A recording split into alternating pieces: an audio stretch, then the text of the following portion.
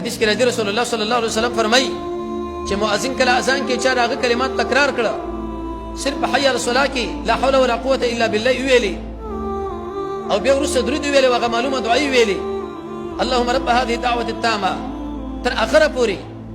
نتیجه بدای چې دی انسان لسما سپارش واجب شو واجب د محمد رسول الله صلی الله علیه وسلم سپارش موږ واجبې